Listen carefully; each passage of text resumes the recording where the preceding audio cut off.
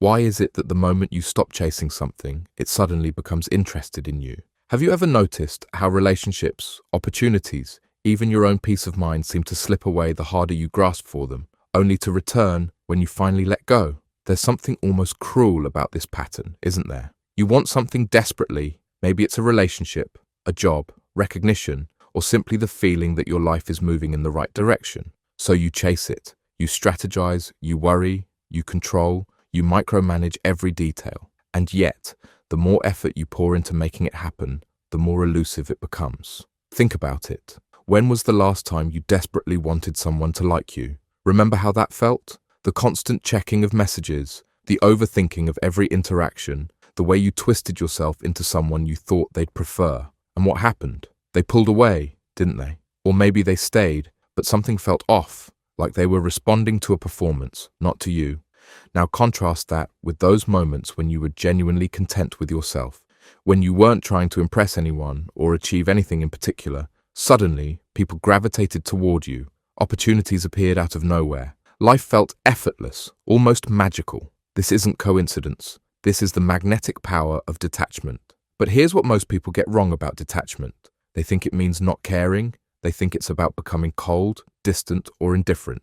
They imagine detachment as some kind of emotional numbness, a way to protect yourself from disappointment by simply not wanting anything at all. That's not detachment. That's avoidance. That's fear dressed up as wisdom. Real detachment isn't about not caring. It's about caring deeply while holding your desires lightly. It's about wanting something without needing it. It's about pursuing your goals without being enslaved by the outcome. Imagine holding a bird in your hands. If you squeeze too tightly, you'll hurt it, and it will struggle to escape. If you don't hold it at all, it will simply fly away. But if you hold it gently, with care, but without desperation, it might choose to stay. This is how detachment works with everything in your life. When you're attached to an outcome, you're operating from scarcity. You're telling the universe, telling other people, telling yourself that you're incomplete without this thing. And that energy, that desperate need, is repulsive. It pushes away the very thing you're trying to attract. But when you're detached, you're operating from abundance.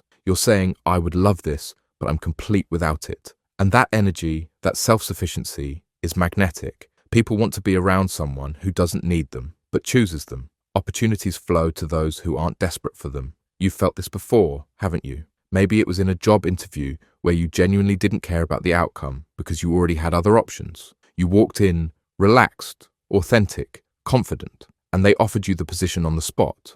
Or maybe it was with dating. The moment you stopped looking for someone to complete you and started enjoying your own company, someone wonderful appeared in your life. This isn't luck. This is the natural result of detached energy. But practicing detachment isn't easy, especially in a world that teaches us to want more, achieve more, be more.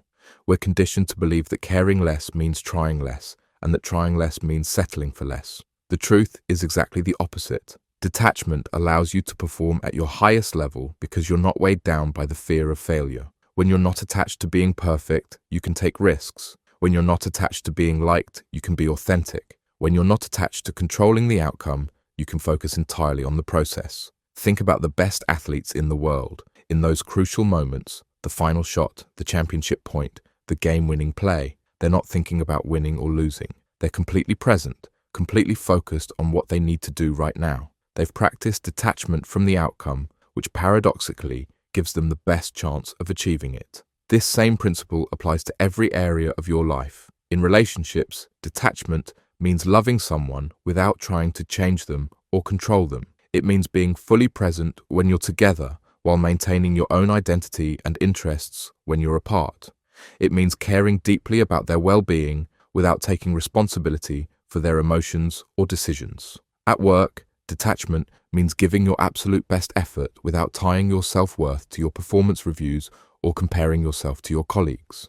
It means pursuing opportunities enthusiastically while accepting that some doors will close and others will open. In personal growth, detachment means working on yourself, not because you're broken and need fixing, but because growth itself is rewarding. It means setting goals and working toward them while finding joy in the journey, not just the destination. But how do you actually practice this? How do you care without being attached? How do you want something without needing it?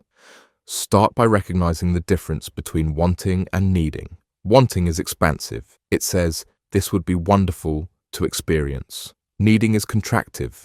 It says, I cannot be okay without this. Pay attention to the energy behind your desires. Are you pursuing something because it genuinely excites you or because you think it will finally make you feel complete?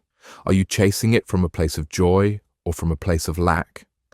Practice the art of holding your goals lightly. Work towards them consistently, but don't let your happiness depend on achieving them. Find fulfillment in the effort itself, in the person you're becoming through the pursuit, not just in the outcome. Learn to find completeness within yourself.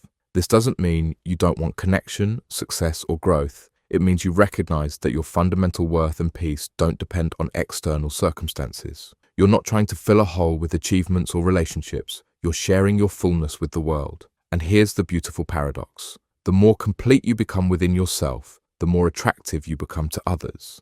The more at peace you are with where you are, the more easily opportunities flow to you. The less you need validation, the more respect you command. This isn't about becoming passive or giving up on your dreams. It's about pursuing them from a place of strength rather than desperation. It's about showing up fully while holding the results loosely. When you master this balance, you'll notice something remarkable happening. People will start coming to you instead of you chasing them. Opportunities will appear just when you need them. Solutions will emerge for problems you've been struggling with. Your life will start to feel less like pushing a boulder uphill and more like sailing with the wind at your back. But remember, detachment is a practice, not a destination. There will be moments when you slip back into attachment, when you find yourself gripping too tightly to an outcome or tying your worth to external results. That's human. That's normal. The key is to notice when it's happening and gently return to detachment. Think of detachment as a muscle that grows stronger with use. Each time you choose to care without clinging, to want without needing, to act without being enslaved by the outcome, you're building this muscle. You're training yourself to operate from abundance rather than scarcity. The magnetic power of detachment isn't magic, though it can feel magical when you experience it. It's simply the natural result of operating from wholeness rather than lack, from confidence rather than desperation, from love rather than fear. So ask yourself, what are you holding too tightly right now? What outcome are you so attached to that it's actually preventing you from achieving it? What would happen if you loosened your grip just a little? The things that are meant for you won't pass you by, but they might be waiting for you to create the space for them to enter, space that only exists when you stop desperately trying to force them into your life. Let go. Trust the process. Watch what happens when you stop chasing and start attracting. The magnetic power of detachment isn't just about getting what you want. It's about discovering that you already have everything you need.